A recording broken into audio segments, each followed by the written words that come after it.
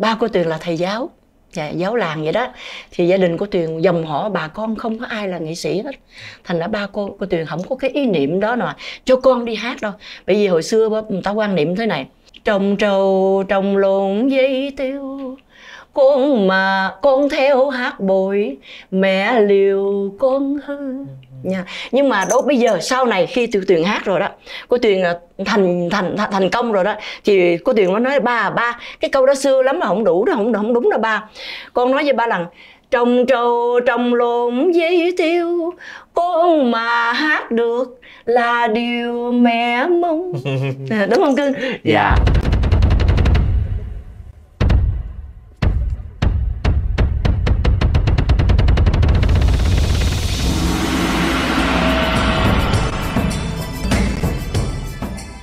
Chào mừng quý vị đã trở lại với Trăm Năm Sân Khấu, một podcast nhằm hun đúc tình yêu dành cho các loại hình nghệ thuật của dân tộc. Và trong mùa 1 này chúng tôi sẽ chỉ tập trung vào loại hình nghệ thuật cải lương. Giải Thanh Tâm là giải thưởng cao quý của nghệ thuật cải lương, được khởi xướng bởi nhà báo Trần Tấn Quốc nhằm giới thiệu những nghệ sĩ toàn diện cả tài năng lẫn đức độ. Trong suốt 10 năm tồn tại, giải thưởng đã có công lăng xê nhiều ngôi sao không chỉ trong địa hạt cải lương mà của cả ngành công nghiệp giải trí Việt Nam. Trong tập hôm nay, chúng ta sẽ được trò chuyện cùng nghệ sĩ Mộng Tuyền, huy chương vàng Giải Thanh Tâm năm 1963 khi chỉ mới 16 tuổi. Cô là đại diện cho một thế hệ diễn viên tài năng và khổ luyện, dù ở sân khấu, điện ảnh, truyền hình hay âm nhạc cũng đều tỏa sáng rực rỡ. Xin hân hạnh chào đón nữ nghệ sĩ Mộng Tuyền. Chào em. Dạ. Chào Bình. Chào cô, rất là vui vì cô đã nhận lời xuất hiện cùng với Trăm Năm Sân Khấu. Dạ. Thưa cô, là khi mà nhắc đến tên của Mộng Tuyền á, thì trong đầu của con chạy rất là nhiều những cái hình ảnh. Đầu tiên là hình ảnh của một thần đồng, bởi vì mới 13 tuổi thôi là cô đã trở thành đạo chánh rồi. Rồi 15 tuổi thì cô đạt giải huy chương vàng Giải Thanh Tâm dành cho nữ diễn viên triển vọng, đúng không ạ? Đúng. Sau đó cô tiếp tục gặt hái được những cái thành công sau khi chuyển qua cái lĩnh vực điện ảnh. Năm 1972 nếu cô nhớ không lầm thì cô đoạt cái giải diễn viên chính xuất sắc nhất trong bộ phim Gánh Hàng Hoa, đúng không ạ? Rồi sau năm 1975 cô lại tiếp tục là có giải thưởng Bông Sen Vàng dành cho cái bộ phim Tình Yêu Của Em.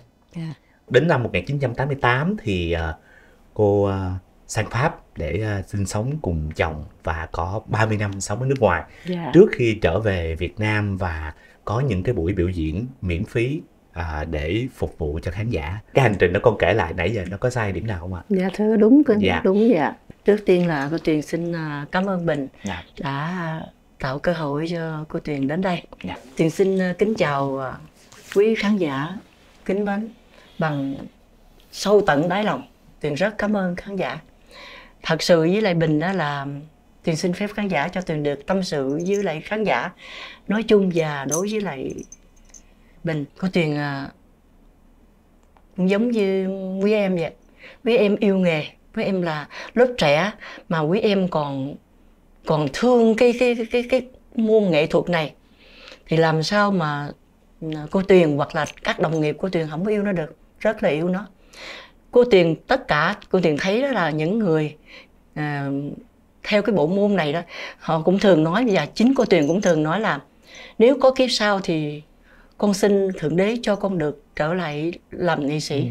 Dạ, cái nghề này nó đẹp lắm cưng.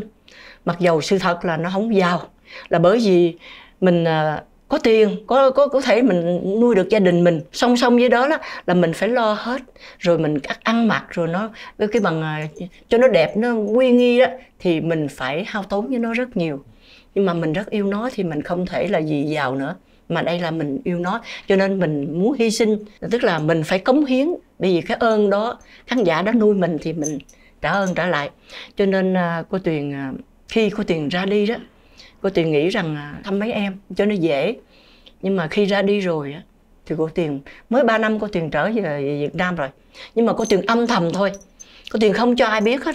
Cho đến tính hôm nay là coi như 3 năm nay cô Tuyền không đi nữa. Bởi vì cô Tuyền có quốc tịch Việt Nam trở lại. Cô Tuyền không cần phải đi ra nước ngoài nữa. Thì cô Tuyền về để là 68 lần. Cô Tuyền đi hát. cũng như đi trình diễn bật, đi dùng thôn quê hẻo lánh, cô Tuyền cũng dẫn đi để trả lại cái ơn khán giả đã cho Tuyền có được hôm nay để được hân hạnh mà ngồi đây với Cưng. Và cô Tuyền nghĩ rằng cái ơn đó là trọn kiếp, mà kiếp sau nữa cũng chưa đủ đối với lại cái tấm lòng của khán giả đã dành cho nghệ sĩ nói chung và Muộn Tuyền nói riêng. Cô Tuyền muốn về đây để đền ơn đáp nghĩa. Kệ nó, mình hát được cái gì mình hát, nếu không được thì mình cũng vẫn là đây là quê hương của mình. Cảm ơn cô vì cái đoạn chia sẻ rất là xúc động vừa rồi. Phải nói thêm với quý vị khán giả để cho quý vị khán giả trẻ nắm được, đó là năm 1988 thì cô Muộn Tuyền vì phải muốn thăm những cái người em ở hải ngoại nên là cô Tuyền đã đi theo chồng đi sang Pháp để định cư. Nhưng mà như cô Tuyền nói, chỉ vài năm ở nước Pháp thôi và cô nhận ra rằng thật ra cô đang ở tù. Cô đang bị cầm tù. Bởi vì cô Tuyền nghĩ rằng người ở tù đó là có bạn tù còn vui. Còn cô Tuyền qua bên bển sống có một mình cô Tuyền không có bạn. Tại vì những người bạn mà cùng trang lứa với mình thì không phải là nghệ sĩ, mà họ lớn tuổi hết rồi, họ không có đi đứng vững, cho nên mình phải help họ, mình phải lo cho họ. Còn những người trẻ người ta đi làm kiếm tiền, cho nên mình không còn chơi với ai được, chỉ có cuối tuần weekend thôi. Mà bên bển thì hát sướng rất là ít. Cô Tuyền cũng qua bên Pháp, cô Tuyền cũng đi hát không tiền, là không đồng luôn. Đi hát lấy tiền về giúp cho những cái hội đoàn để họ đem về Việt Nam chữa mắt, hoặc là cho những trẻ mồ côi. Cô Tuyền vẫn làm. Ngay cả cô Tuyền đi qua Úc, cô Tuyền cũng làm như vậy. Nhưng mà sự thật là cô Tuyền bây giờ cô Tuyền nói không bằng mình đi về đây mà mình đi hát thẳng đối với khán giả. Rốt cuộc thì bây giờ cô đã ở đây, ngay giữa quê hương của mình, và hàng tuần vẫn có những cái suất hát miễn phí để phục vụ cho quý khán giả, để trả lại cái ơn mà họ đã trao cho cô đã cho mình. Con rất là muốn biết cái khoảng thời gian mà trước khi chúng ta biết đến Muộn Tuyền, một cái ngôi sao lớn ở cả hai lĩnh vực cải lương và điện ảnh, đó là lúc mà cô Muộn Tuyền còn là cô bé Huỳnh Thị Kim Loan, đúng không ạ? Dạ thưa đúng. Mà cuộc đời của cô bé này đã thay đổi trong một cái lần hát Ru Em. Đúng thì mong cô kể lại cái khoảnh khắc đã thay đổi cuộc đời của mình. Bình ơi, cô Tuyền xin kể là cho Bình và quý vị nghe là hồi nhỏ gia đình Tuyền rất nghèo, và em đông, tới bỏ Tuyền ra là 8 đứa em lận. Mà chị Tuyền là người thứ ba. Mà Tuyền có một người chị thì lớn hơn Tuyền 3 tuổi. Chị mới 17 tuổi chị đã đi lấy chồng rồi, thành đã bỏ một đàn em dạy. Thì Tuyền phải thế chị đó mà lo cho em. Thì vô tình Tuyền hát Ru Em. Thì có bác Ba Cứ ở bên Tân Với, bác đi qua, bác qua bên Cần Thơ thì bác thăm bác Tư Sến, ông kia thì đờn sến, còn ông này đờn violon và đờn guitar. Thì ông nói ủa con ai mà sao nó có giọng nó ca hay quá vậy?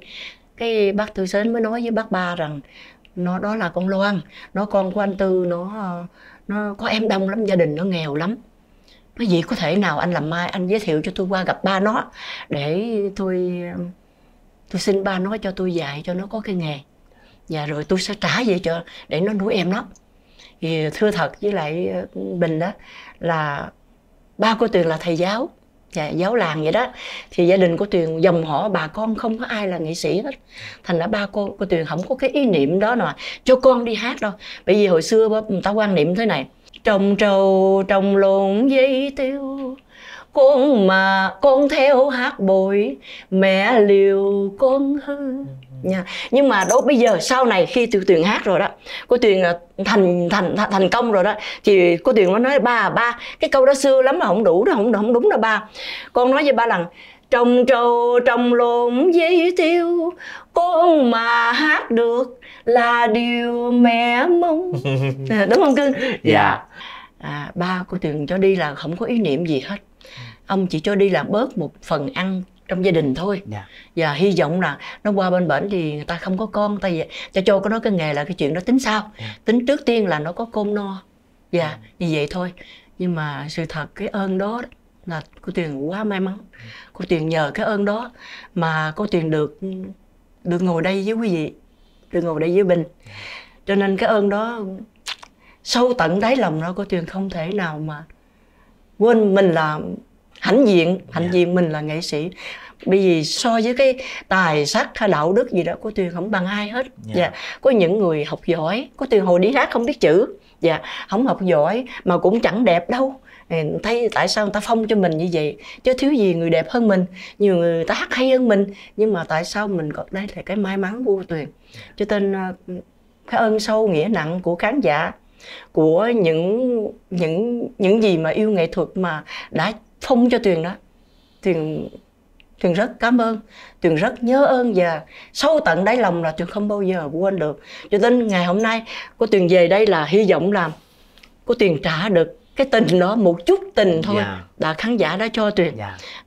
Cho Tuyền được hôm nay rằng cô Tuyền cảm ơn Bình, cho cô Tuyền được ngồi đây để mà tâm sự với Bình và nói hết những cái gì, cái ân tình mà khán giả cho mình.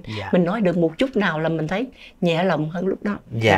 Con thấy trước mặt con hiện nay là một ngôi sao mà ngập tràn cái lòng biết ơn, đúng không cô? Đến bây giờ khi mà con nghe cô kể lại câu chuyện đó, con vẫn cảm thấy nó là một cái điều gì đó thật là kỳ diệu.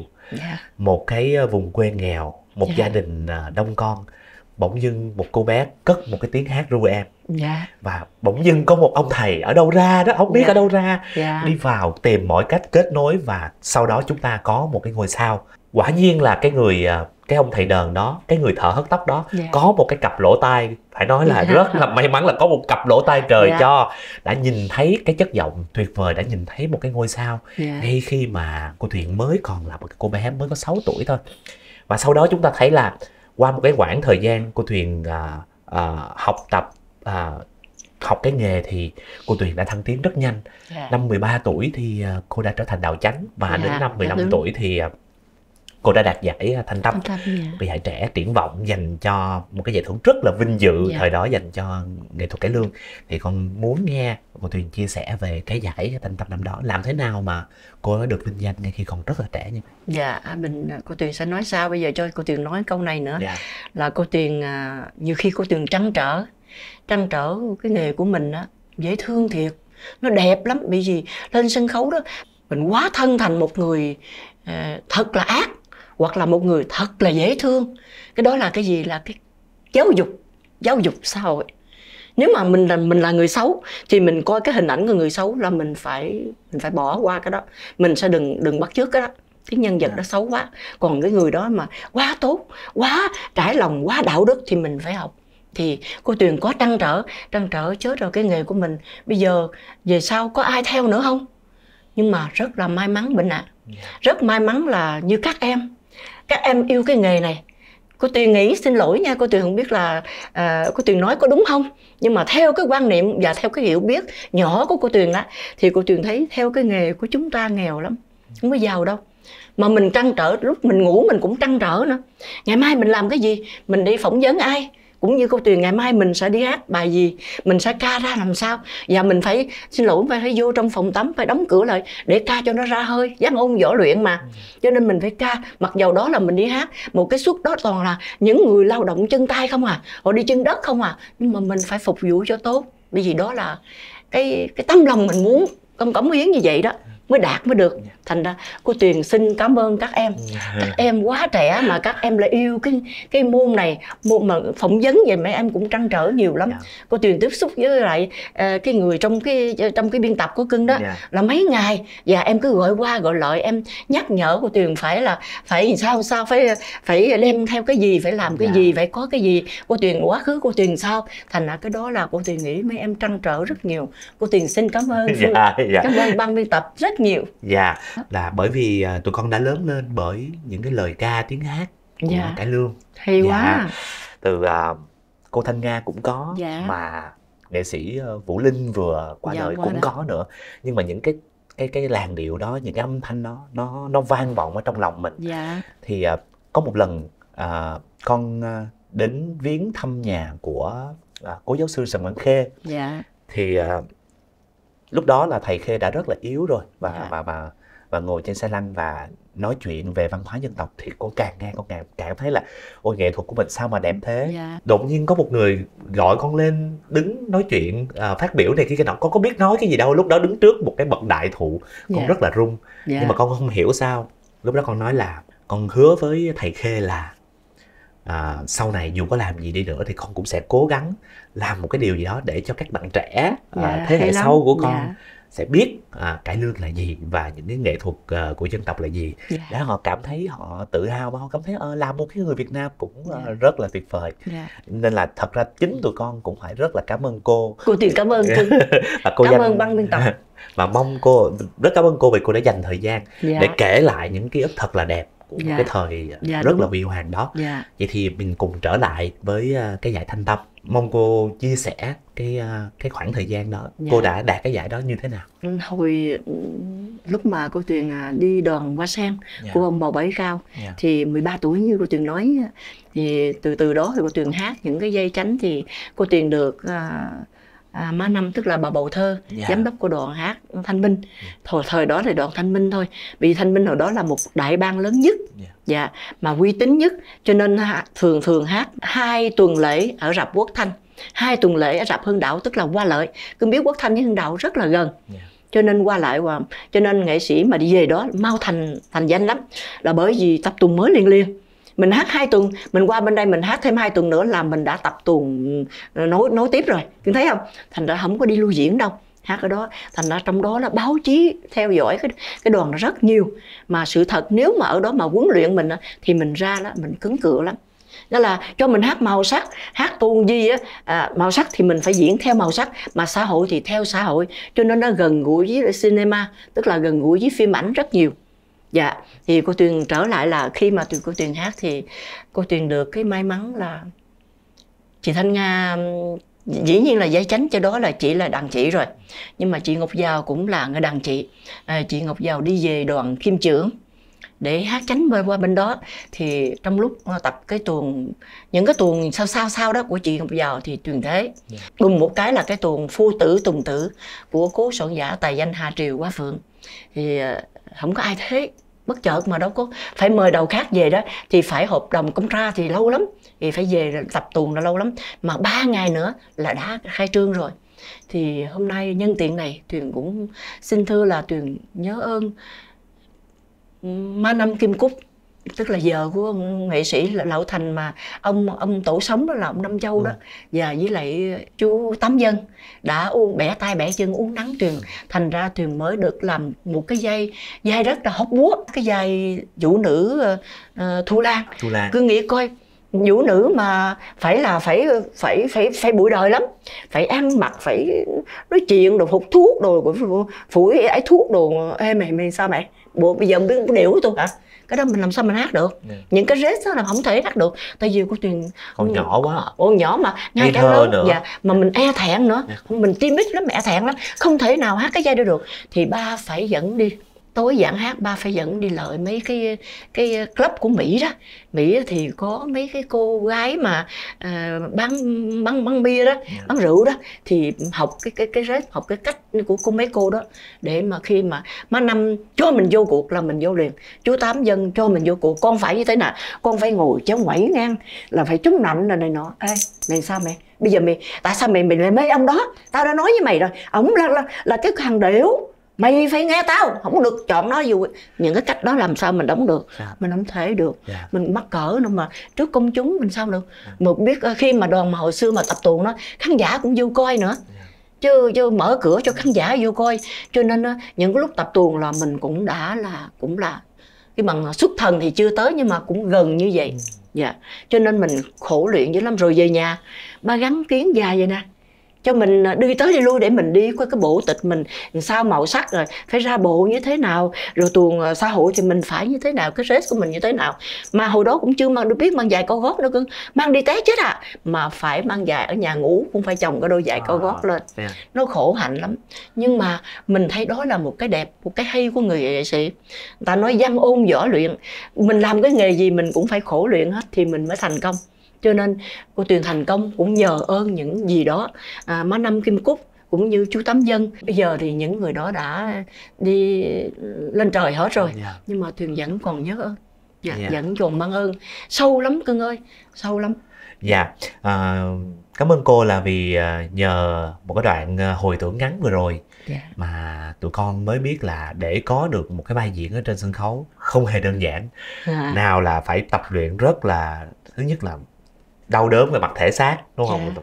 Thức khuya dậy sớm Dạ. rồi, và đặc biệt là mình phải có những cái nhập tâm nhập vai bằng cách Dạ. là mình đi thực địa cô Dạ. ha. Mình phải bước biết. vào cái thế giới đó. Dạ. Dạ.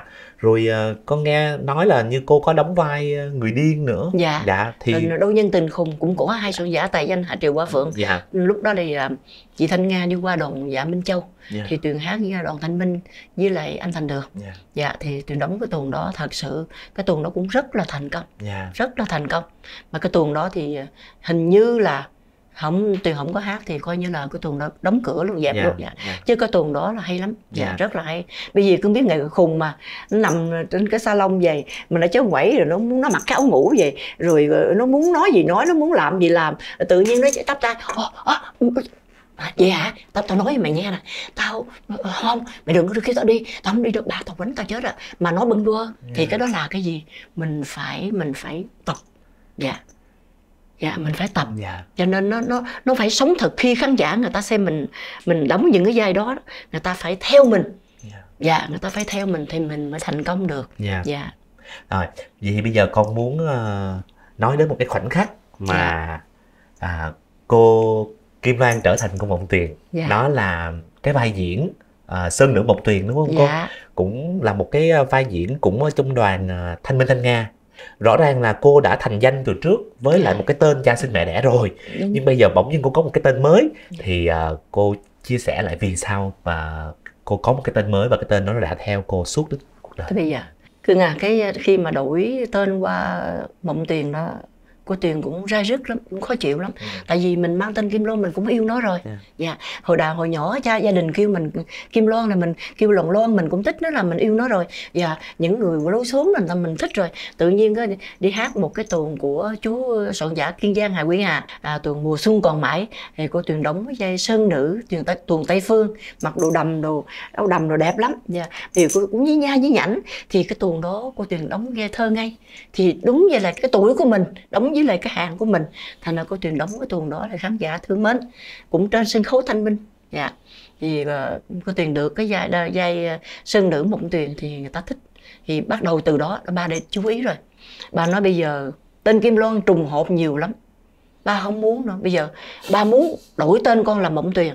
Nói ba không được đâu ba đẻ ra con, ba sanh ra con mà ba cho con cái tên rồi, con tạo khó lắm. Bây giờ ba bắt con phải đổi rồi thì con không biết là con có đủ cái khả năng để tạo tên mới được không, hay là không.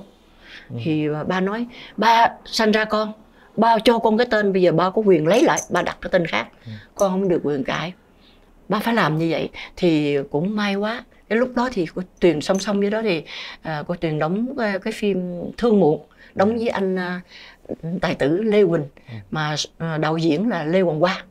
Thì trong hồi xưa đóng phim thì thường người ta trong đoàn phim người ta có một người lo cho một người, nhất là những nhân vật chính. Thì có cái ghế thì anh ba hợp đồng với lại đạo diễn á, ba cũng xin là ba đổi tên.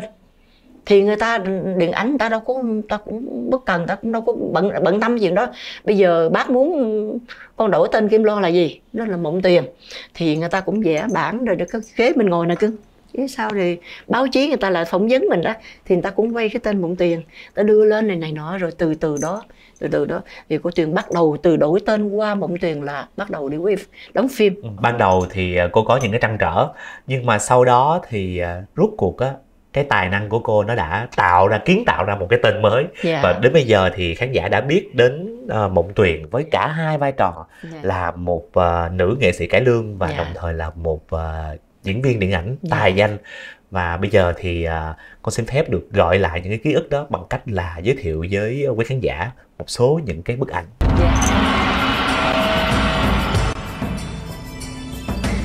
Đây, xin giới thiệu với quý vị khán giả một cái bức ảnh.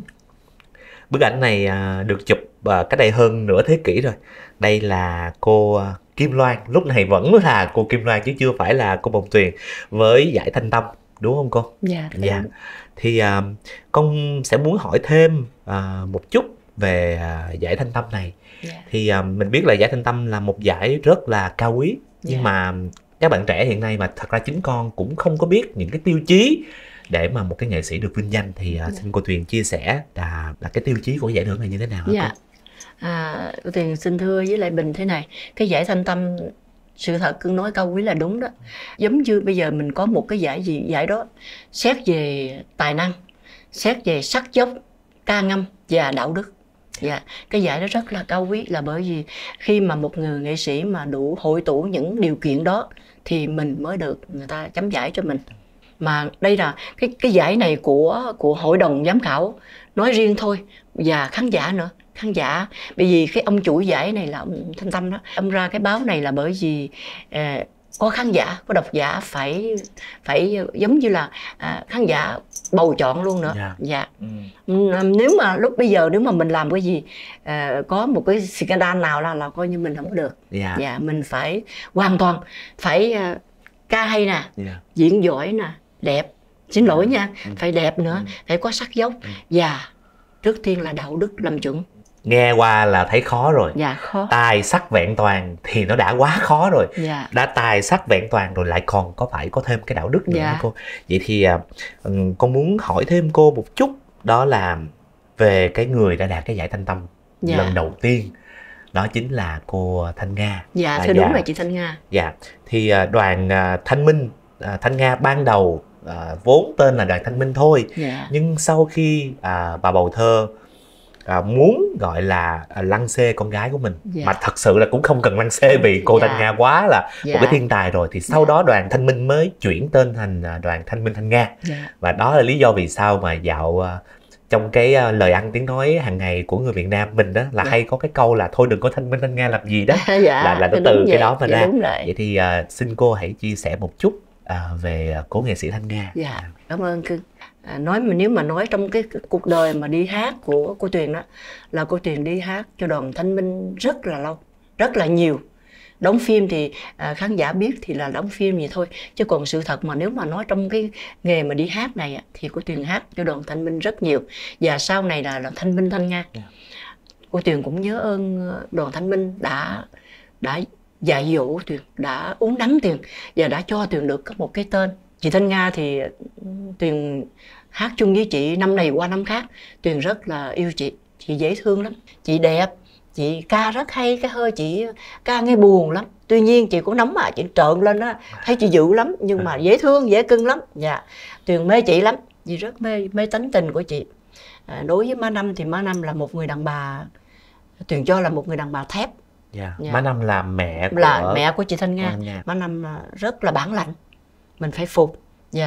Còn trong gia đình thì mình biết nhiều. Lúc đó thì mình có biết anh Hữu Thình đó. Rồi chị Thanh Lệ, hai anh chị đó rất là dễ thương.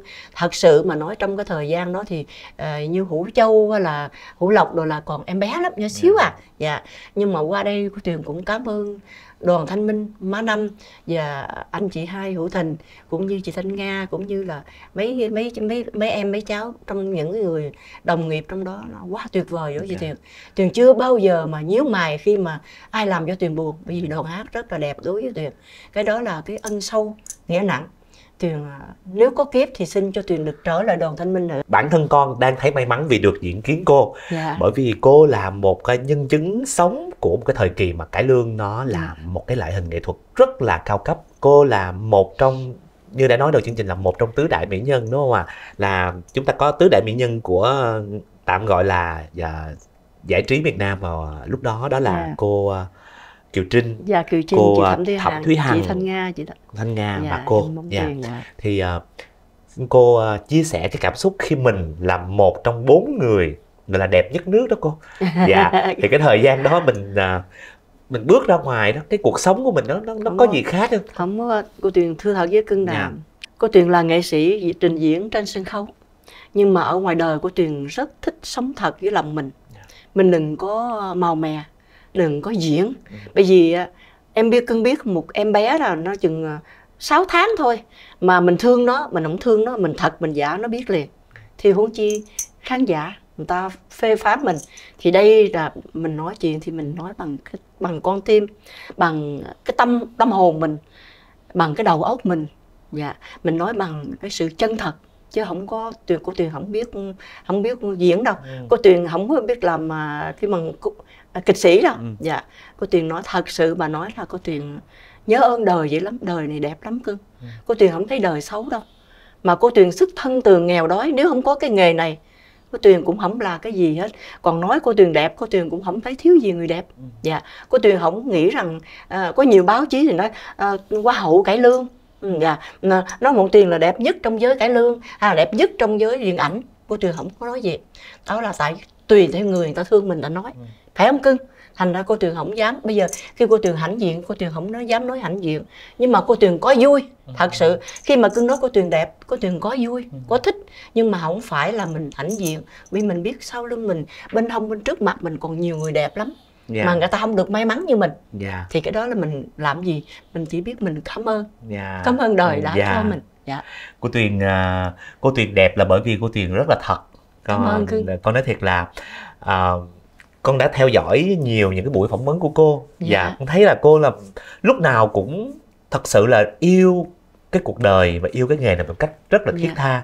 Nhiều người nói cô là hồng nhan bạc phận, xong rồi cô sẽ nói là không có hồng nhan bạc triệu. Cô Tuyền nghĩ rằng là bây giờ không phải là mình nói mình giàu, hay là mình nói mình khá, mình đời sống mình cơm no áo ấm thôi, chứ mình không có phải giàu.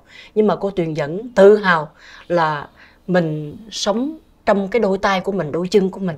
Còn hồng nhan bạc triệu là thế này.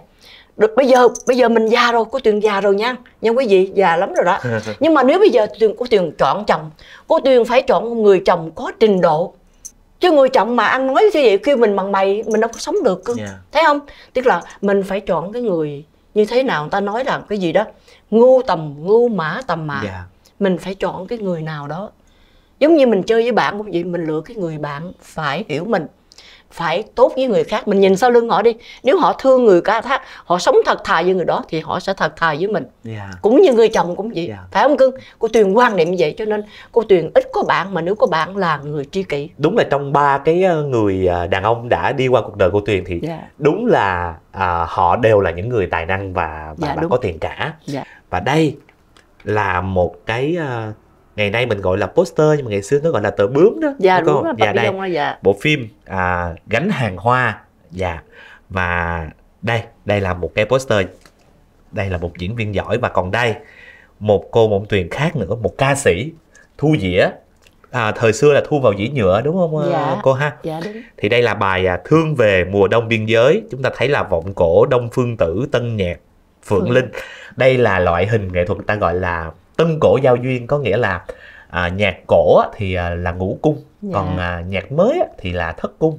Nhưng mà trong tân cổ giao duyên là mình mix, mình phối trộn một cái loại hình nghệ thuật đó, và đã có một thời gian rất là rực rỡ. Và đây cũng là một cái tờ bướm cho một cái bài hát được thu vào dĩa. Rồi để nói tiếp, đây là cái bằng này thiệt sự rất là quý. Cảm ơn cô đã đem cái bằng này tới đây. Đây là giải thưởng ngày xưa. Đây, lúc này là cô đã tên là Mộng Tuyền rồi. Và chúng ta thấy những cái từ ngữ của ngày xưa rất là hay. Huy chương đệ nhất hạng, đúng không cô? Thì mong cô chia sẻ cái khoảnh khắc năm 1972 khi cô nhận cái giải thưởng này. Cái này là thật sự khi cô Tuyền nhận được mà ban giám khảo với lại báo Trắng Đen đó gọi nói cho Tuyền biết, cho người lại nhà, bị hồi xưa thì không có điện thoại, thì nói cho ba biết là cô Tuyền được cái giải này. Cô Tuyền không hiểu được, mình không tin được, mình không tin được, bởi vì mình thấy ủa thiếu gì người tài giỏi sao mình lại có cái này. Tuyền không biết là, Tuyền nói thật bằng con tim là Tuyền nghĩ là có một cái thiêng liêng nào đó cho mình, rồi khiến dục để cho những người này người ta cho mình, chứ sự thật mình không có khả năng đâu. Cô Tuyền nghĩ vậy. Cho tới ngày hôm nay đó, cô Tuyền còn ngồi đây đó, cô Tuyền cũng nghĩ như vậy.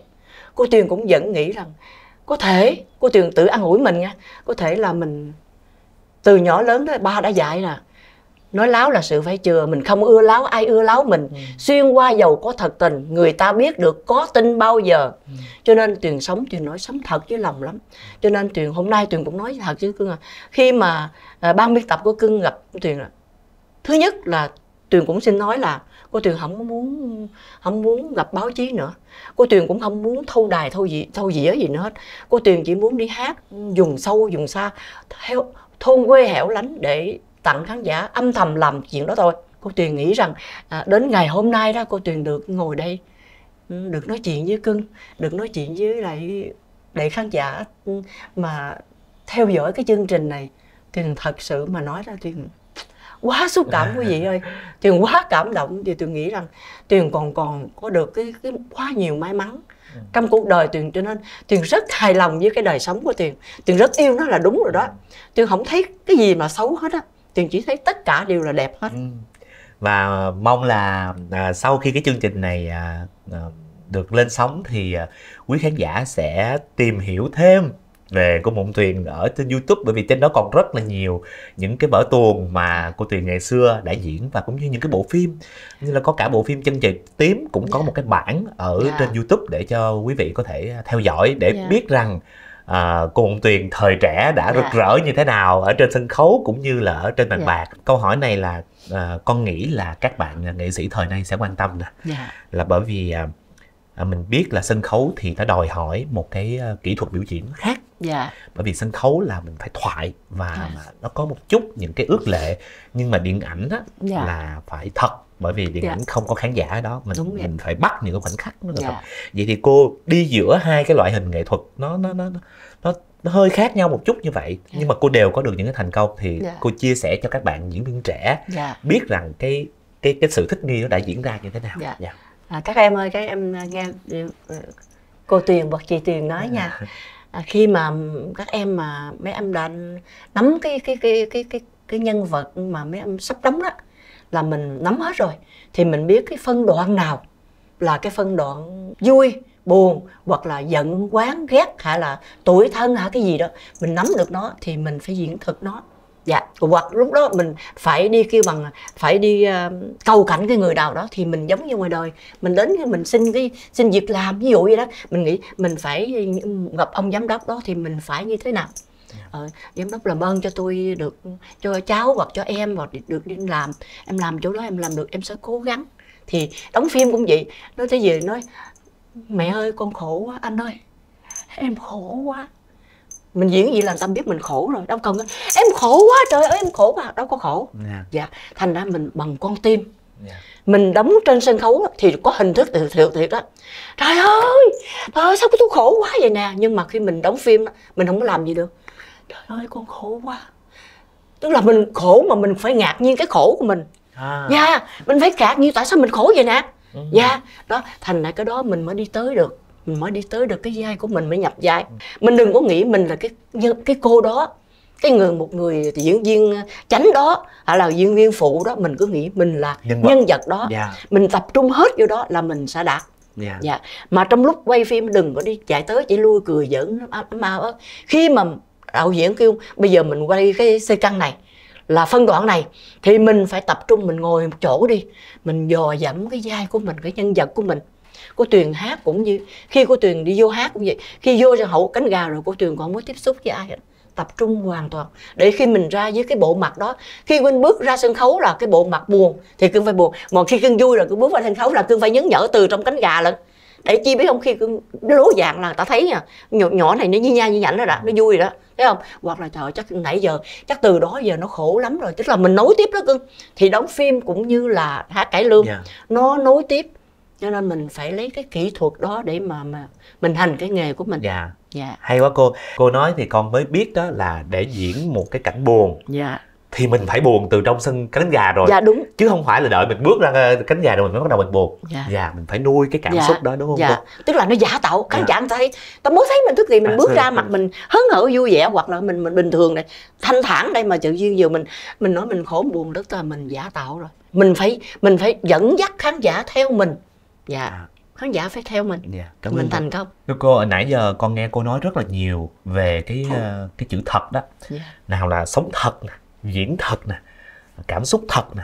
Thì con muốn hỏi thêm một chút về cái trường phái thật và đẹp của nghệ sĩ nhân dân Nam Châu đó. Thì bởi vì ông là người chủ trương mọi thứ đều phải thật. mong xóa đi những cái cách điệu và ông muốn mọi thứ nó phải thật, thì xin cô chia sẻ vào cái trường phái đó cho quý khán giả hiểu.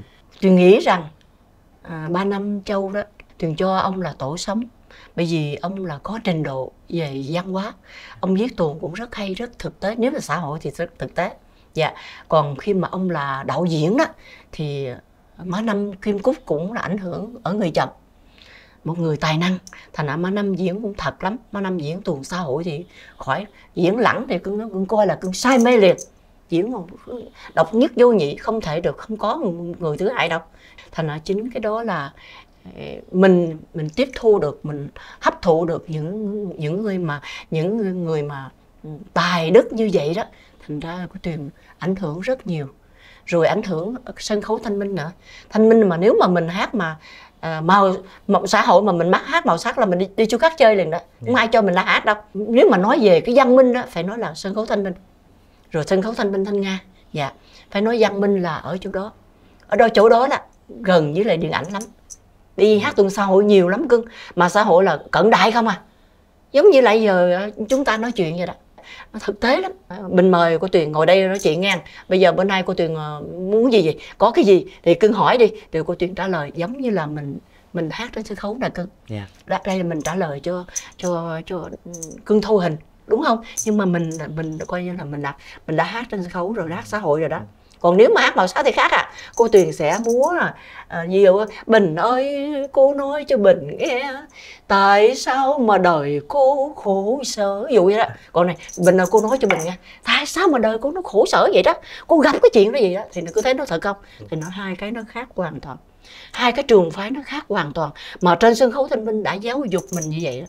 Thì trong cái dòng hồi tưởng này về sân khấu Thanh Minh Thanh Nga và nghệ sĩ nhân dân Nam Châu, thì con mạn phép xin cô tặng cho quý khán giả một câu hát, một cái bài cải lương để cho các bạn thưởng thức.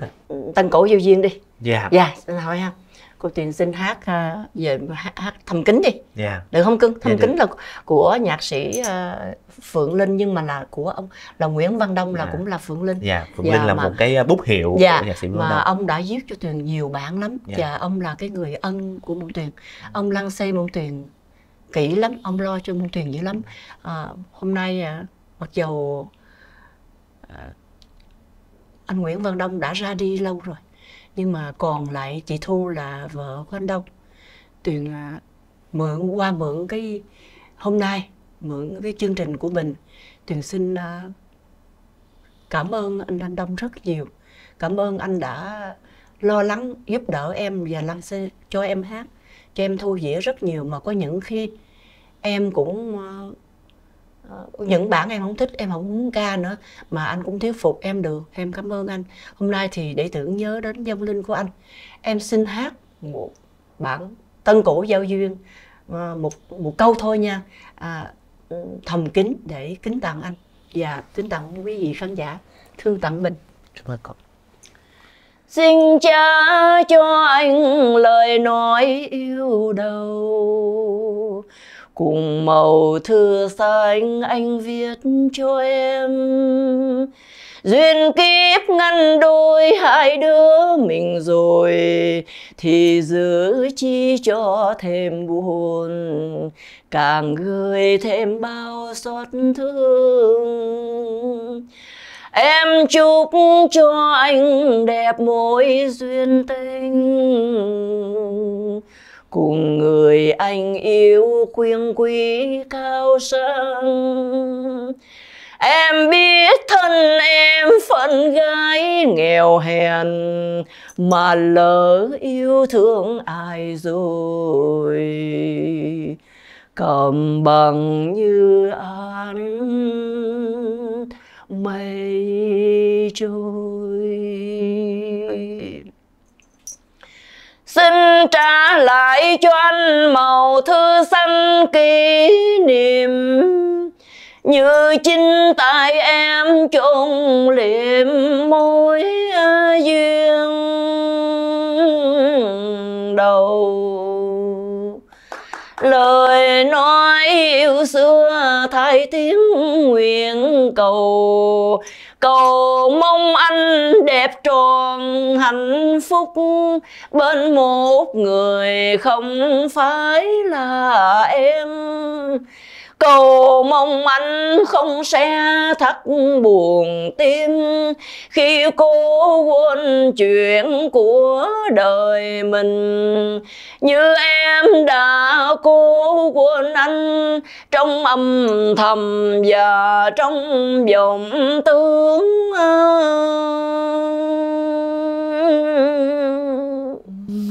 Cảm ơn cô, cảm ơn cô rất là nhiều. Cô hát tân nhạc thì nghe rất là ngọt, còn vô giọng cổ thì nó rất là mùi. Thường là giọng cổ là mình dùng chữ mùi. Dạ thưa đúng rồi. Dạ. Con muốn hỏi ở đây á là cô có cảm thấy hơi buồn nếu như mà các bạn trẻ ngày nay không có biết nhiều về cải lương như ở thời của cô hay không? Cưng Tuyền thấy là vậy thế này nè, Tuyền nghĩ là ở Việt Nam đó thì người ta không có chuộng cải lương bằng ở ngoài quốc. Dạ. Dạ. Khi mà cưng đi qua ngoại quốc đó, cưng thấy những người trẻ như mấy cưng vậy nè là thích cải lương lắm. Hình như là cải lương là cái quê hương của họ vậy. Cho nên họ muốn mình ca cải lương chứ họ không muốn mình hát nhạc đâu. Mà xin lỗi cưng, theo Tuyền nói đó, hát nhạc thì ai hát cũng được hết. Nhưng bây giờ cũng may cái là có karaoke, cho nên hát cũng dễ nữa. Còn hát cải lương nó rất là khó. Khó là ở chỗ cái giọng, khó là phải có giọng, khó nữa là phải ca với đờn, khó lắm. Dạ. Thành ra cải lương ở bên đối với ngoại quốc đó, thật sự mà nói Tuyền đi á, 5 châu mà Tuyền đi được 4 châu đi hết rồi. Nước nào mà có người Việt Nam là người ta đều thích cải lương. Kể cả họ sanh đẻ ở cha mẹ là Việt Nam mà họ sanh đẻ ở hải ngoại và ở ngoại đi nữa, họ cũng thích cải lương, bởi vì họ nghe cha mẹ nó nói lại. Và hoặc là có những cái băng, những cái tuồng họ coi rồi họ thích, họ yêu cầu mình hát cải lương thôi. Thành ra cải lương được trọng vọng lắm cưng. Tuyền nghĩ rằng không thể nào mà mất cái môn này được hết. Thứ nhì nữa là cải lương bây giờ đó rất là kêu bằng đủ điều kiện, quần áo cũng rất đẹp, cảnh trí cũng rất đẹp, đèn đóm âm thanh ánh sáng quá tuyệt vời. Cho nên bây giờ hồi xưa đối với cô Tuyền mà muốn cái đèn mà nó rọi này nọ, khi mình diễn một mình đọc diễn đó mà muốn cái đèn mà tắt hết, sân khấu tắt hết để mà rọi mặt để thấy được cái diễn của một nét diễn viên đó. Hiếm có cái đèn, nó phải có đèn nó cái bằng nó chó nó nóng vô cùng tận, mà nó không phải như cái đèn bây giờ. Chúng thấy không? Quần áo cũng vậy đó, mình phải cái bằng khi mà mấy đoàn hát bộ rồi nó đi qua bên hát tuần cào bên Hồng Kông mà nó qua nó đi rồi đó, để lại thì mình nó bán lại, nó đi về qua nó sắm cái mới thì bán lại, mình đi súng nhành nhau mà mình đi mua. Mà không biết gì này, còn nó cũng vậy chứ không ai biết làm. Như bây giờ thì quá tuyệt vời. Nhưng mà nếu mà Tuyền nói với thật sự mà nói, nhiều khi Tuyền nói với lại ơn trên, Tuyền nói trời ơi ước gì cho con lui là được á, chừng phải 20 tuổi thì con xin đi hát trở lại. Đúng như cô nói là bây giờ là về mặt kỹ thuật á, thì thuật mình đã vượt trội hơn ngày xưa rất là nhiều. Đúng vậy. Nhưng mà hiện nay á cô, các nghệ sĩ cải lương đang rất là chật vật, bởi vì chúng ta không có tuồng hay. Và cải lương đang phải cạnh tranh với rất là nhiều những cái loại hình nghệ thuật khác. Và những cái bạn trẻ như cô Tuyền nói sinh ra ở hải ngoại á, họ yêu cải lương bởi vì khi họ nghe cái thanh âm đó họ nhớ quê nhà. Còn đôi khi ở đây chúng ta sống giữa quê nhà thì chúng ta lại không có cái nhớ đó, và không có cái nỗi hoài nhớ của một cái người mà xa xứ, nên là có thể là cái tình yêu của cải lương nó đã đâu đó nó nằm khuất đi mà nó dành cho tình yêu cho những cái loại hình khác. Tuyền hy vọng đó cưng, Tuyền nói chuyện với cưng mà Tuyền rất hy vọng là lãnh đạo ngày nào lãnh đạo về duyệt tuồng đó cho thoải mái một chút đi. Bởi vì thật sự trên cái thế giới này đó là tất cả đều chỉ có tình yêu là sống mãi thôi, phải không? Thì cưng thấy những cái tuồng đó nó cận đại, những tuồng xã hội, những tuồng màu sắc cũng gọi là tình yêu không chứ đâu có cái gì đâu, thấy không? Mình không muốn nói về cái vấn đề gì khác hết, mình chỉ nói là tình yêu giữa trai gái, tình yêu giữa cha mẹ đối với con, giữa con đối với cha mẹ, đối với bạn bè. Nếu mà mình nới rộng cái đó, mình cho nó thoát một chút đó, thì cô Tuyền nghĩ rằng mình không có chết cải lương người ta sẽ đi coi. cộng lại nữa là bây giờ mình có nhiều bộ môn quá, rồi cái internet, cái YouTube nó lên nhiều quá, thành ra cải lương rạp người ta không thèm đi coi nữa, bởi vì đi coi mất thời gian, đi kẹt xe đủ, rồi ta thức đêm nữa, thành ra nó khó cho mình. Chứ cái điều kiện bây giờ nó thoải mái hơn, thành ra cải lương nó mất là bởi vì những cái thứ đó. Dạ, vậy thì hôm nay nghe nói chuyện với cô thì bỗng nhiên con cảm thấy mọi thứ nó tươi sáng hơn, nó ngập tràn hy vọng. Và con cũng mong rằng trong tương lai nghệ thuật cải lương sẽ có một thiên tài như là ông nghệ sĩ nhân dân Đông Châu, viết tuồng thật là hay, như là các vị Hà Triều, Hoa Phượng, lại có những cái người nhạc sĩ tài hoa vừa có thể am tường tân nhạc, vừa có thể am tường cổ nhạc, như là ông Nguyễn Văn Đông, đúng không ạ? Và cũng mong rằng sân khấu cải lương sớm đón một cái thế hệ nghệ sĩ mới, vừa giỏi hát, vừa đẹp, lại vừa có đạo đức như là tiêu chí của Dạy Thanh Tâm. Cảm ơn Cưng, cô Tuyền rất hy vọng. Nhưng mà mình có là Cưng thấy giống như Vũ Linh vừa mất đó, cô Tuyền cũng ngưỡng mộ. Vũ Linh hát hay, ca cũng hay, đẹp trai. Mà so với lại cái Costo bự con thì Việt Nam mình là vậy là đúng tiêu chuẩn rồi, đúng không Cưng? Rồi ca cũng hay, mà hát tuồng màu sắc thì đúng rồi, đúng điệu rồi. Bộ tịch thì quá đẹp rồi, không có nói chê được, mà hát xã hội rất giỏi. Khi cô Tuyền thấy Vũ Linh mà ca cũng không giống ai hết, ca rất là đặc biệt. Thành ra cái đó là cái của Vũ Linh, mà Vũ Linh mất đi tiếc quá. Rất là thương tiếc. Mà cứ thấy không, cái tình cảm của khán giả dành cho Vũ Linh Tuyền cũng không có lường được, mình cũng không có lường mà quá lớn như vậy, thấy không? Mà xứng đáng thật sự. Khán giả ái mộ là xứng đáng. Nghệ sĩ Vũ Linh thì khi hát Hồ Quảng á, thì điệu bộ rất đẹp và rất là kỹ thuật. Còn khi mà chuyển qua hát tuồng xã hội thì lại rất đời. Rất đời. Hay lắm Cưng. Không có chê được đâu. Mà xin lỗi nha, bây giờ mà cho những cái cô đào mà không có khả năng gì hết á, hát với Vũ Linh cũng hay nữa. Tại sao? Tại Vũ Linh gần như là đã nâng đào rồi. Một người kép mà nâng đào rồi. Bây giờ Vũ Linh diễn sáng chói vậy thì người đào phải diễn theo. Vũ Linh cũng là một người dẫn dắt đó, chứ đó mình thấy là rõ ràng cái tình cảm của khán giả mê cải lương, con thấy không? Thành ra cái đó là một cái ân huệ mà khán giả đã dành cho mình, mà âm thầm dành. Bởi vì Vũ Linh chết rồi mà người ta đã chuẩn bị cái tinh thần là Vũ Linh bệnh mấy năm nay rồi, mà cũng thấy người ta không chịu được. Ta còn đột ngột, ta còn thương xót như vậy. Xin lỗi Cưng, cô Tuyền tính không đi, tại vì cô Tuyền nói rằng có nhiều người quá rồi, qua nhiều quá đi, làm thêm ô uế chứ đâu có ích lợi gì. Vì qua nhiều người ta phải đem bỏ, rồi phí tiền, hay tặng hầm mình đi giúp đi. Thì nhưng mà tôi thấy Tuyền làm quá, cô Tuyền nói thôi mình dầu mình không có hát được hát chung với Vũ Linh, nhưng mà mình cũng ngưỡng mộ cái người này, thôi thì mình đi. Thì sáng sớm rồi cô Tuyền tranh thủ, cô Tuyền gọi xe, cô Tuyền đi lên thì cô Tuyền trang vô, Cưng biết không, người tài xế lái xe cô Tuyền phải bỏ xe từ xa lắm cho cô Tuyền dẫn cô Tuyền vô tới nơi. Cô Tuyền đốt một cây nhang và lại ba lại, cô tính không đi tiễn, nhưng mà cô Tuyền gặp mấy người bạn réo Tuyền đi lên trển đó. Tới 6 giờ chiều cô Tuyền mới được đến mộ Vũ Linh. Lúc người ta bao vây đông hết trơn. Lên trên trển đó mình mới thấy trời ơi, cái tình từ đầu hẻm đầu nhà của Vũ Linh đó kéo dài mà mấy ngày nay rồi kéo dài vô tới trên trển luôn. Đường đi đó Cưng, người ta đông không thể tưởng. Tuyền nói đó quá hạnh phúc rồi Cưng ơi. Cái đó là thiệt sự Cưng thấy mua bằng cái gì? Mua bằng cái tình thôi. Mà Vũ Linh cho khán giả cái tình. Khán giả cho Vũ Linh cái tình yêu mà nghệ thuật cải lương này. Thành ra cái đó đẹp quá. Làm sao mình không ngưỡng mộ. Trong hàng vạn người chen nhau để mong được đốt một cái nén nhang đó, có rất nhiều những gương mặt trẻ thôi cô. Đúng vậy. Và trong những cái thông tin rất là buồn thời gian vừa qua, nghệ sĩ Vũ Linh rời bỏ chúng ta, rồi cả nghệ sĩ nhân dân Diệp Lan, trước đó nữa là cô Thiên Kim, và trước đó nữa rất nhiều nghệ sĩ lần lượt. Người ta cũng xót lắm rồi, nhưng mà không có cái bằng không nhồi người ta đến đúc, mà cũng giống như là cái cú Gido đô chót là kéo màn đó, là mạnh nhất là Vũ Linh ra đi. Nhưng những người nghệ sĩ lớn ra đi, nhưng mà cải lương theo một cách gì đó, theo cách nào đó vẫn sống. Và việc cô Mộng Tuyền hôm nay đến đây tiếp tục cùng với chương trình để chúng ta làm sống lại một cái thời thật là đẹp của cải lương, để mong rằng và đó, cách cô Mộng Tuyền ngày hôm nay vẫn âm ỉ, vẫn âm thầm đi diễn những suất diễn không lấy tiền. Dạ. Nó cũng là một cái hành động để mình tạo ra một cái sự tiếp nối. Trả ơn, dạ. Mình trả ơn. Và rất là cảm ơn cô một lần nữa đã tới đây để cho quý khán giả thấy cải lương nó đã thật và đẹp như thế nào.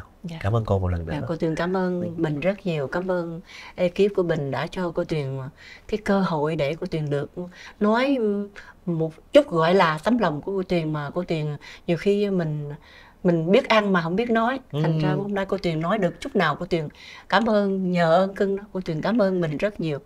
Cảm ơn. Xin cảm ơn quý vị. Xin cảm ơn quý khán giả đã theo dõi số podcast này, và hẹn gặp lại quý vị trong những số podcast 100 năm sân khấu lần sau.